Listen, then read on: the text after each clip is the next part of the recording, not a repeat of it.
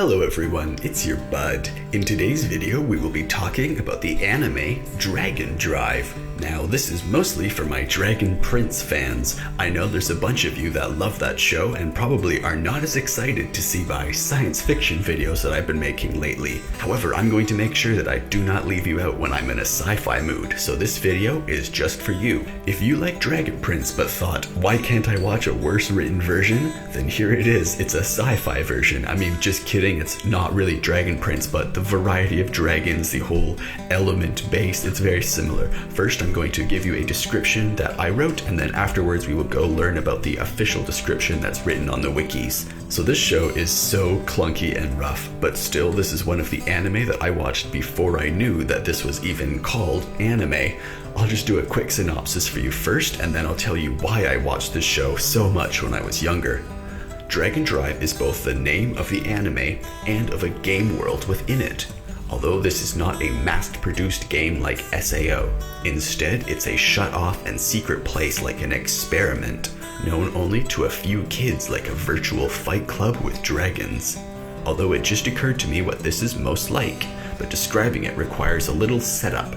So this show is kind of like the whole Gate, Dot Hack, SAO Matrix thing, where there is another world that the characters go to. Except as this is a secret fight club scenario, only the few kids involved know about this other world of dragons. So it's more akin to Narnia and The Lion, the Witch, and the Wardrobe, where the kids are the only ones who get to go there, although they still use machine terminals to do so, like the Matrix, or like the virtual simulation in No Game, No Life. So in a way you can kind of think of this as a mecha anime with dragons.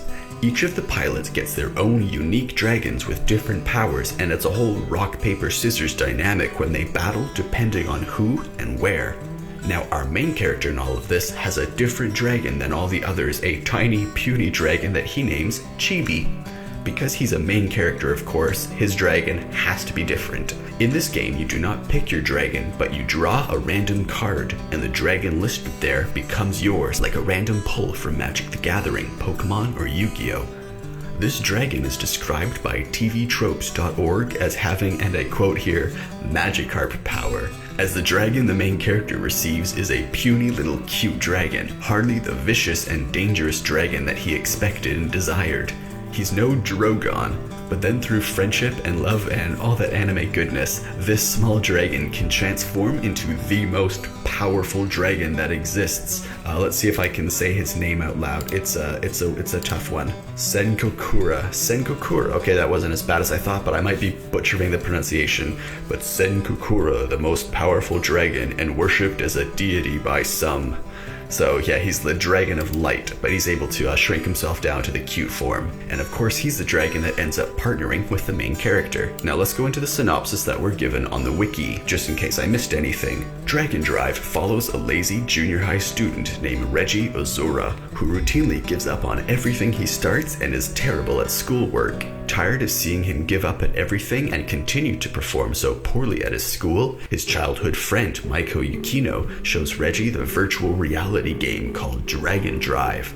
It is a fighting game in which players and their dragon partners face off within a virtual reality city. Reggie's general lazy personality and their lackluster school performances lead him to gain a seemingly equally lazy small dragon whom he calls Chibi. Only later do both of their true strength show, as Chibi, despite being small and sleeping in his first appearance, turns out to be the rarest dragon in the game, a discovery which leads Reggie and his friends to another world called Rikyū. So it's been a little while since I've watched this show, so I can't 100% confirm whether the other world's Rikyū is reached through the virtual world or whether they actually physically go there or fall through a rift. It's been too long. I can't remember how they get to the other world. I can't remember if the other world is the name of the world that they're fighting in the virtual reality. Perhaps they're in the virtual reality and don't realize that that's an entirely parallel universe until later when they explore. I cannot 100% remember the difference between the virtual reality game where they have their fight club and the other world that they eventually go to called Rikyu. I can't remember if those are the same or if they're completely different locations. So anyways, now let's go through the dragons we get to see in the show. I will not be discussing their riders, as the humans aren't as cool as the dragons, but I think all of the dragons are cool enough to get a mention, so let's go. So first there was Chibi, or Senkokura, the light element dragon, who starts out small but gets very powerful when there's a lot of passion, and that sounds like something else that I'm describing, not a dragon, but anyways, we will leave that in. Next there is Kampa. Kampa, or Kanpa, is a wind elemental dragon. Very loyal, Kampa resembles a cross between a wolf and a dragon. In the manga, Kampa can create blizzards, freezing everything in the area. He's Reggie's first opponent in Dragon Drive, and yeah, he does look pretty sweet. I do like the crystals and the wings. And the next one is Goroh, G-O-R-A-O-H. Even though it has wings, it cannot fly. He is fast but slower than a flying dragon. Goroh has the appearance of a Shisa, a lion dog guardian. I think those are Chinese, but with noticeable differences. His snout is rather crocodile-like, and he has a horn that resembles that of a rhinoceros in the manga. In the anime, his face is more like a dog, and his horn is in a different position, on the tip of his nose rather than the top. So like those Chinese dragon lion statues, where they're like short and squat and they don't have wings. That's very much what Goro's like. Now there is Air Blast. Air Blast is a water elemental, and flying elemental dragon. Okay, good. I was wondering, wait, he's just water? Why is he called Air Blast? But no, he's water and flying. He's shown to be very powerful against liquid dragons. He has the basic oriental wingless dragon form, which is the very, very serpent-looking form, although several small wings surround his head. Oh, those are wings? I thought they were like horns or something. He is an anime-only character and does not exist in the manga. I'm gonna mispronounce that so many times, please forgive me.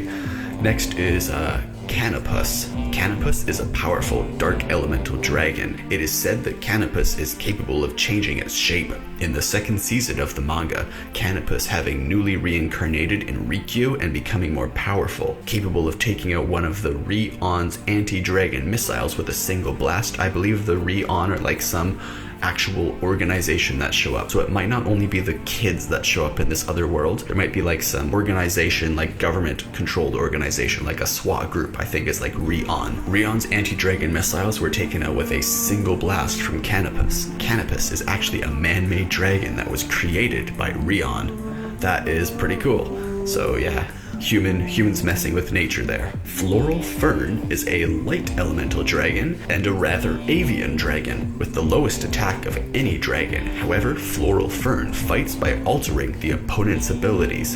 Very unique, so it's debuffing its enemy rather than buffing its own strength. Kinda cool. Next is Thunderbolt. Thunderbolt is a lightning elemental dragon. He has the same basic body form as Senkokura, that's the evolved form of Chibi, the larger form. Thunderbolt, like his owner and rider, is missing his left eye, which was also caused by a dragon attack. Thunderbolt will charge straight at enemies and taunt them. Its special attack can cripple his opponent, even the Senkokura. In the manga Season 2, Thunderbolt remains the supreme of might in terms of lightning power. Since his last upgrade, he's becoming more powerful and easily disciplining others during their training. So yeah, I guess he's the new Lightning King. Now there's Medina Heaven. Medina Heaven is a small, primarily pink female dragon with the ability to convey the thoughts of the dead. Ooh, that's kind of cool. That's like spooky and Medina Heaven first appears in episode 11 when Maiko stumbles upon a rundown theater-esque structure in the middle of the desert.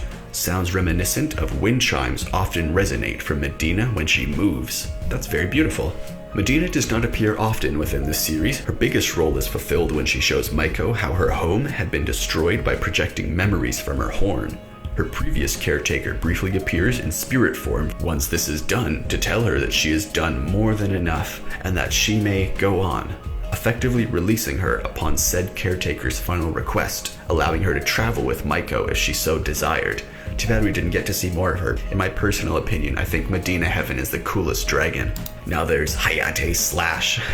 Oh, what a cool name. Hayate Slash is a wind elemental, and it is Ichiro's main dragon. Ichiro has multiple dragons, and Ichiro is often shown favoring this one for its high speed and power. Hayate Slash is even more powerful than Ichiro's other dragons. Sharp blades wrapped around its body can slice through its opponent easily and deal high damage to its opponent. Hayate Slash also returns in the second season of the manga and becomes more powerful as well.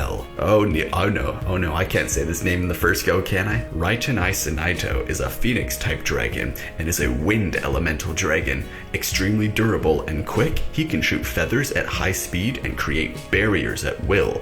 In the manga, Raitanai Sinaito was a light dragon who evolved into a dark one. Ooh, that's also pretty cool. I like the dark phoenix, that's neat. Darks is a dark elemental dragon. He is a ghost type dragon and able to eat people by feeding on the darkness in their souls. The darker the soul, the stronger Dark's possession over them. And that's Darks with an X, by the way. For an unknown amount of time, Darks was under orders to influence the twins Lin and Sue. Eventually, it's revealed by Sally that the young Lin and Sue were being controlled by Darks. Darks then revealed himself to Reggie Ozora, claiming that if he were killed, the twins would die along with him. Fortunately, Reggie and Chibi defeated Darks, and Lin and Sue are released from his control. After Kohei won the Dragonic Heaven tournament and gained the Dragonite, the pivotal prize, he had Darks attack the 3 tournament referees who led him to the Dragonite in order for him to see it. Darks is last seen in a nightmare Reggie has in which he fails to save Maiko from being kidnapped by Koei. Rai Kokun is a lightning elemental dragon. He usually takes the form of a sword which Sun Wolves has kept while going into battles. Unlike other dragons, Rai Kokun blasts energy by using the diamond on his chest. Before attacking, Rai Kokun will charge his attack by using the special feature on the edges of his wings for boosting the powers of the blow. This feature also appears on the lower edges of his wings and tails. That's kind of neat that he can transform into a sword.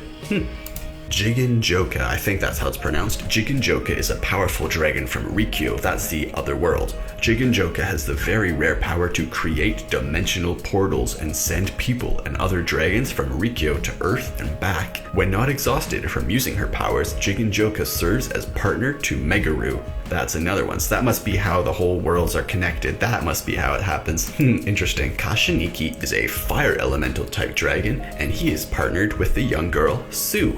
Noji is an ice elemental dragon, and he's the partner of Lin. Noji uses a deadly white fire to burn everything his master tells him to. Shadowfang is a dark elemental dragon. Shadowfang has the ability to regenerate his injuries after suffering an attack. His human partner was Mukai until he died from injuries sustained in battle. He's now partnered with Rokaku. Guanku is a big, fat dragon who once ruled over the city Yaodim. In the anime, he governs the city itself and held Mukai's mother prisoner, forcing her son to complete the Dragonic Heaven tournament. In the manga, Guanku rules over Yaodim, but is actually very childish and has a close human advisor who really handles all the internal affairs, making him appear less evil. He also has a crush on Maiku, who hates advances until she learns from the relationship he once had with a female singer, the original partner of Medina Heaven. Eagle Striker. Eagle Striker's right arm is much bigger than the left and uses it as his main attacking tool. He can shoot his claws and then pull them back with a rope-like structure. He does not seem to have a breath weapon like the other dragons. Crystal Gene. Crystal Gene is purple with a green crystal structure protruding from the head and shoulders. His crystals are his main means of attack, capable of creating energy fields and force fields.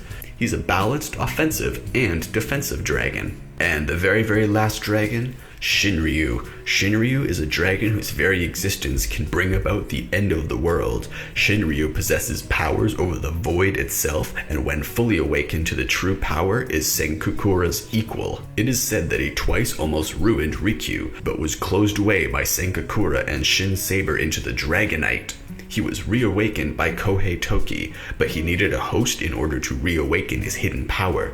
Kohei willingly agreed to be the host and consequently became one with him. Once Shin Ryu regained his dragonic powers, he easily killed Saizu and his dragon by squeezing them to death in one of his claws. And yeah, Shin Ryu just looks awesome. Shin Ryu looks so cool. Like, he looks like something almost out of like the Pokemon world or something like that. I don't know, lots of these dragons I'm getting a huge like Pokemon feel with. I think of Lugia when I think of Senkokura with the whole like light thing, and when I see Shin Ryu I think of those like, I don't know, space ones from Pokemon. That's a bit after my time, so I don't know their names, but the ones that like rule time and space and all of that. So yeah, that were some pretty awesome dragons, weren't they? So along with a wide variety of abilities, strengths and weaknesses, and a type system, the dragons are actually quite fleshed out, despite being how low quality the show may appear. And though I remember next to nothing about the people, and as I mentioned, I remember next to nothing of how they got to the other world, I do remember Chibi and his light power, and Shin Ryu and his power of darkness. And I was immediately reminded of you Dragon Prince subscribers. I know that this anime was worth sharing, and I bet there's some people that are just too young to know about it. So I'm happy to introduce you to a cool new show about dragons, even if it's an old or really like low quality art anime. There's the manga that you can read if you actually want the story, but like I said, I don't know too much about it. It's just sort of some fun dragons that I wanted to share with you. So thanks for watching, everyone. If you enjoyed this video, then please leave a like. A like shows me that you're interested in more topics like this. Subscribe for daily videos. I make at least one video every single day on this channel, and leave any questions or suggestions in the comments below, and I'll see you in tomorrow's video. Thanks for watching.